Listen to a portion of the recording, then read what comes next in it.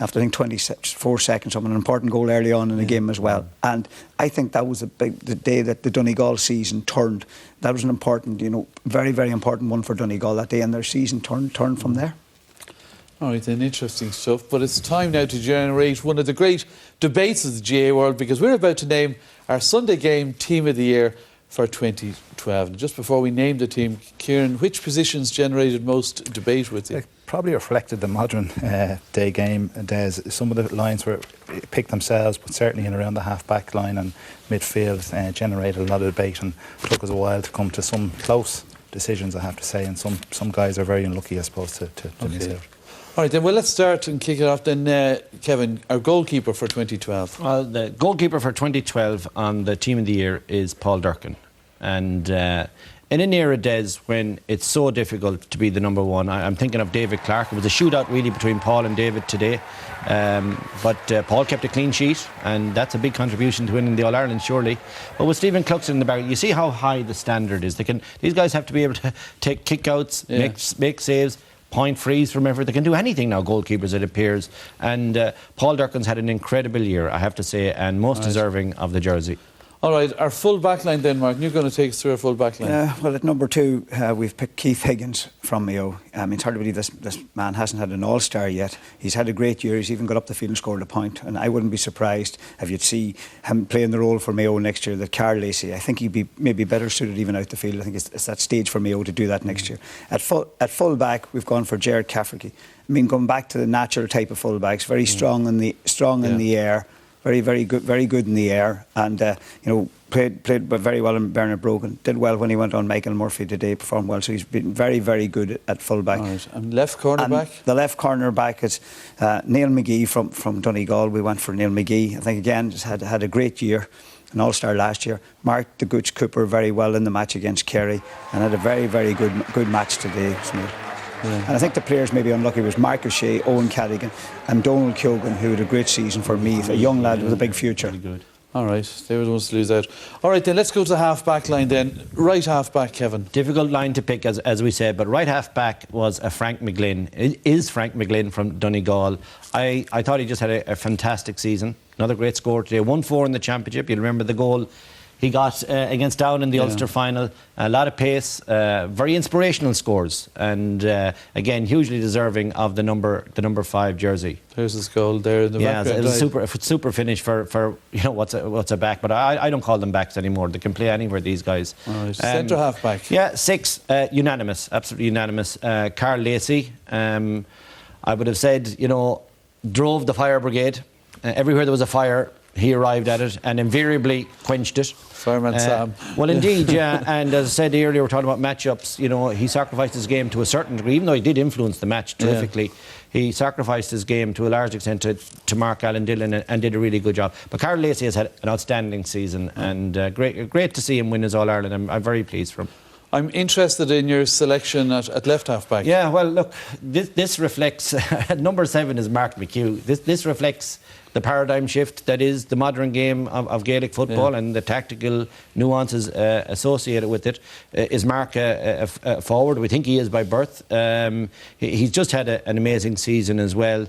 I would say, play anywhere, play everywhere. His ball handling has been top class. He's contributed every time he's had the ball. He's made it work for Donegal, and he's very deserving. I don't know if he'd be happy with us putting him at wing back. We could have put him, literally number 2 to number 15, but his father wanted him at 7. That's a joke. I don't know what the old man's view is, but we'll get that in a moment. Let's get midfield, Kieran. Midfield was difficult, Des, and there's been a lot of kind of contenders, a lot of guys that have played well throughout the year for the counties. But at number 8, we went for Neil Gallagher.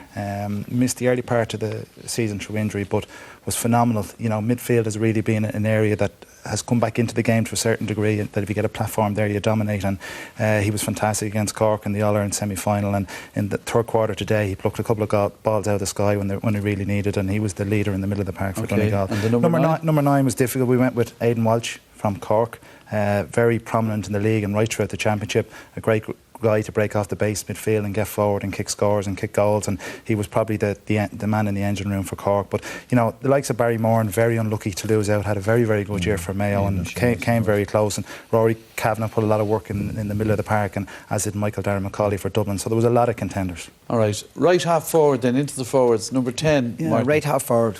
And for Kevin McLaughlin from Mayo, he's had a tremendous season. 2 very good points from play today as well. And you know, talking to other players in the country, they're saying this. They really have great respect for this man. He's a worker up and down the field. He's very, very good at using the ball. And it's interesting that himself and Alan Dillon were involved in 15 of the 19 scores against Dublin. So he's contributed a lot to Mayo. Right. Centre half forward. Centre half forward was Alan Dillon from Mayo. Again, a player who had a big year. And suppose maybe people will say, you know, that the battle between Carl Lacey and himself, it came down to that today. You know, he had a brilliant game against Dublin the last day. Dillon, again, a very good worker and a very, very good user of the ball. All right, and that brings us on to left half forward, and a break from the Donegal Mayo monopoly here. Yeah, at left half forward, a player, probably Dublin's best player this year. We went for Paul Flynn at left half forward. He scored a couple of great points, particularly in the comeback, when they're come back against Mayo. He's had a great season, great work rate again, like the way wing half forwards are, and very good even can aim kick outs at him. All right, so 2 Mayo and 1 Dublin there in the half forward line. At right corner forward then, Kieran. Yeah, the full forward line kind of picked itself. Usually you would it's probably the most difficult one to pick, but strange enough this year it was easier. At number 13 was Colin McFadden. You know, 4.32. He's put up in this championship. He averages 6-7 points a game. Okay. He's the go-to man, and very, very accurate. When he gets a chance, he takes it. Very seldom you see him putting the ball wide. At 14 we went with Michael Murphy, come at the hour, come at the man. A quiet start to the championship, but showed fantastic leadership right along the way. Kicked some massive frees in the semi-final and today, and was absolutely phenomenal. At 23 years of age, what he's done for Donegal is absolutely phenomenal. At 15, we went with Colm O'Neill from Cork, 2.15 in this year's championship. He was Cork's marquee forward all year. Coming back from a cruciate ligament injury, you know, he showed great strength and character. He was a huge added bonus to them and was phenomenal right throughout the year, scoring 2.10 from play. Right. Other contenders there, you know, if you look through, Sean McCormick from Longford, you know, was fantastic right throughout the year, as was Adrian Marin, and Killian O'Connor and Michael Conroy both had played a significant part in Mayo as well.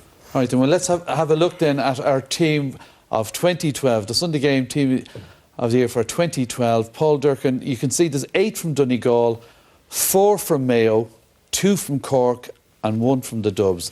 8 Donegal, 4 Mayo, 2 from Cork and 1 from the Dubs. The rows begin now. Lots of talk, yeah, and the tweets are starting already. Well, now we go straight to the other big talking point of tonight. Who was man of the match this afternoon? Kieran, you're going to give us the 3 nominees. Yeah, 3 nominees, all from Donegal. Des, the first was Eamon McGee, wore number 5, but played in the full back line, and particularly in that last 20 minutes when Mayor bombarded long ball in, he stood head and shoulders above everybody and had a fantastic game. With him, Frank McLean. Played more as a half-back today, but has been phenomenal all year. His work rate, getting back, he got a hand in plenty of defensive positions today, but also gets forward and kicks an average of nearly 1 point per match, and a great goal in the Ulster final. And the third then was Michael Murphy, as we spoke about, that goal from at the beginning of the game, an absolute bullet, and kicked some massive frees and a great score in the second half. All right then. I'm sure there's great tension and excitement down in the Burlington to find out who gets the award. Let's head back to the hotel and Michael. Well, I can tell you that here at the Burlington Hotel at the Victory Banquet, there was great approval of the team of the year that you guys picked there. But now, as you said, Des, the anticipation is who is going to be the RTE man of the match from this year's final. I won't keep you in suspense any longer. I have the envelope here, and I can tell you that it is a man who will obviously played a vital role in today's final. He also, ladies and gentlemen, captained the Donegal team today. It is their full forward, Michael Murphy.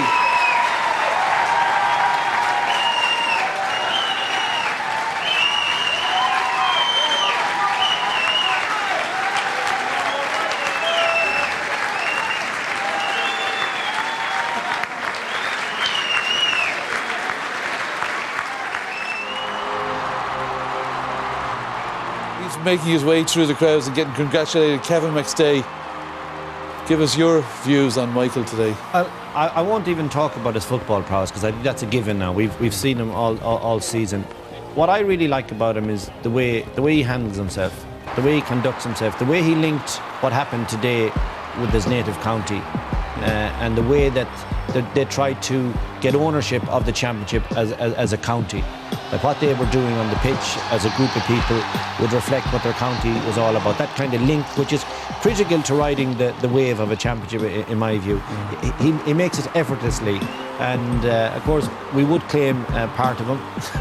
Yeah, bred by a Mayo man. There's very good Mayo blood in Michael, but look, that goal he got, I'll never forget that goal. Yeah. Obviously, it hurt me as a Mayo man, but as a forward, to score a goal like that in an All-Ireland final was just magnificent. And we forget his youth, Martin, that he's only 23 and he's such a leader. It was well put, Kevin. I think the big thing about him is his leadership qualities he has. He what other players look up to him. It's the link between the players and Jim. He's a fabulous leader. He brings up the players and does everything right for the players going into a game. And that. We won't keep him waiting. Let's go back to Michael. Michael.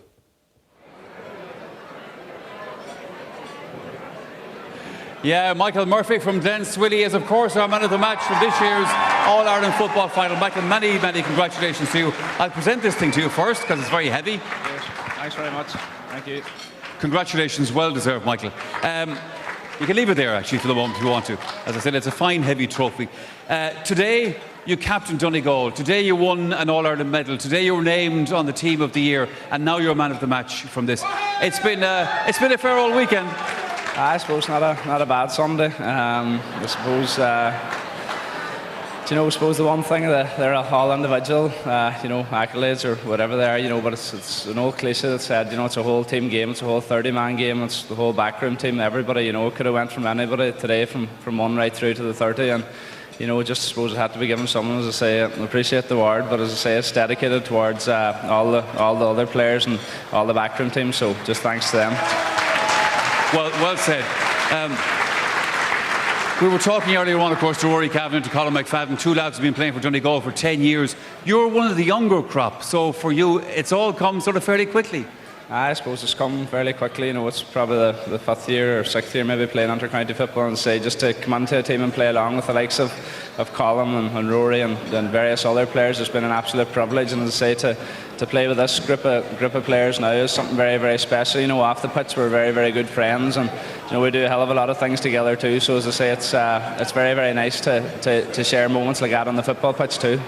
Well, Michael Murphy, you've been a great ambassador for Donegal football and a great player today. Our man of the match from this year's final. Congratulations to you once again. That's it, Des, for the moment from the Burlington Hotel. I know that Martin McHugh is going to be heading down here a little bit later on to join the celebrations. And guess what? You're all welcome. And guess what? We're all going.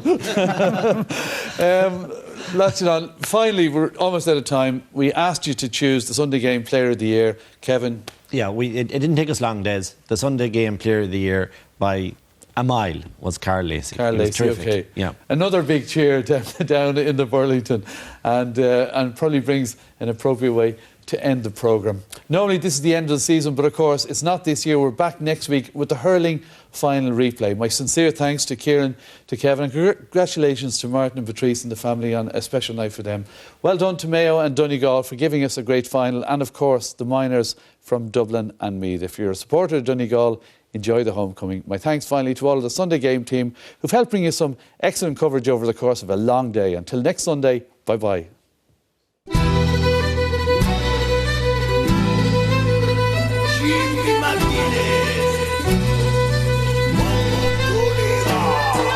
Jimmy's winning matches.